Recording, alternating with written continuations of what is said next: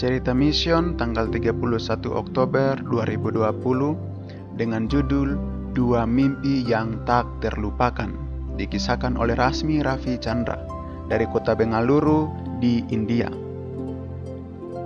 Rasmi dilahirkan dalam keluarga non-Kristen. Dia putri tertua dari 6 anak perempuan.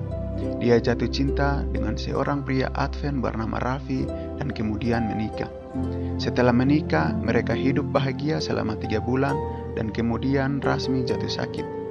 Ia mengalami serangan pingsan, yaitu pingsan tiba-tiba pada siang hari.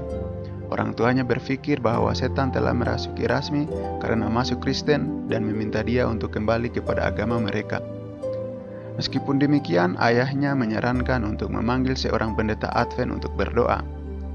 Rasmi bersama suaminya pergi ke rumah seorang pendeta dan pendeta itu meletakkan tangan di atas kepalanya dan berdoa. Jika itu adalah kehendak-Mu ya Tuhan, agar dia melanjutkan kehidupan baru ini sebagai seorang Kristen, tolong gunakan dia dengan kuat dalam pelayanan-Mu dan singkirkan semua kekuatan setan. Malam itu, Rasmi bermimpi sekelompok pria yang mengenakan jubah hitam berkumpul di sekitarnya. Salah satu dari mereka berdiri jauh lebih tinggi daripada yang lain dan dia meneriaki Rasmi. Seorang pria berjubah hitam memegang tangan Rasmi dengan erat dan menunjuk ke pria jagung yang marah dan berkata kepadanya, "Mengapakah Anda pergi ke gereja Advent? Pria jagung itu adalah Tuanmu. Anda harus menyembahnya. Anda seharusnya tidak pergi kepada Yesus." Pria jagung itu sangat marah. Rasmi sangat takut untuk menatapnya dan menundukkan kepalanya sambil menangis. Sesaat kemudian, yang mengenakan jubah putih mendekati Rasmi dari belakang dan meletakkan tangannya di pundaknya. Tapi Rasmi tidak bisa melihat wajahnya, hanya pakaiannya. "Jangan takut, aku bersamamu," kata orang itu dengan suara lembut dan merdu. "Saya merasakan sentuhannya, itu lembut, sangat lembut," kata Rasmi. Sambil mengamati pria jagung berbaju hitam itu, dia berkata kepada Rasmi, "Sekarang kamu bisa melihat wajahnya." Dengan jaminan tangannya di pundak Rasmi, ia bisa melihat langsung pada pria hitam yang marah itu.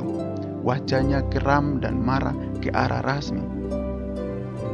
Pagi berikutnya, Rasmi dan suaminya kembali ke rumah pendeta untuk menceritakan mimpi itu. "Itu adalah Tuhan Yesus dan yang meletakkan tangannya di pundakmu," kata pendeta itu. Lalu mereka berdoa bersama. Sejak hari itu serangan pingsan pun berhenti. "Saya berharap mengatakan bahwa saya berubah sekaligus tetapi butuh waktu," kata Ramsi.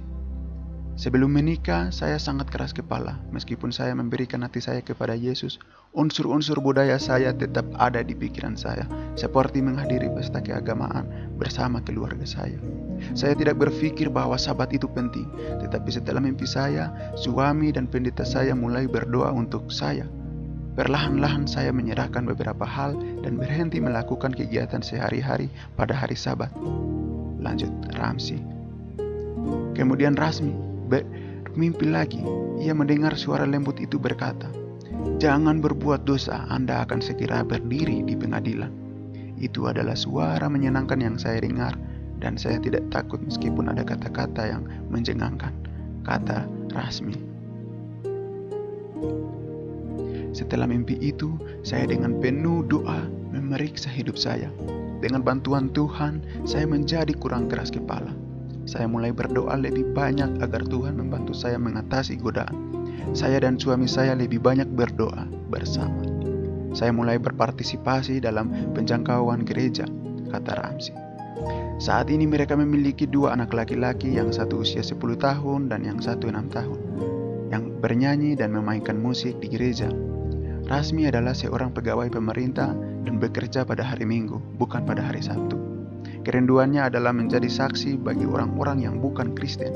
Saya senang bahwa 2 rekan kerja telah menyatakan minat untuk datang ke gereja saya, katanya.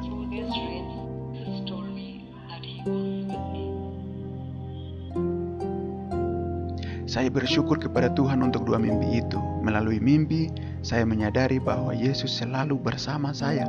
saya membuat keputusan tegas untuk memberikan semua yang saya miliki kepadanya, kata Rasmi.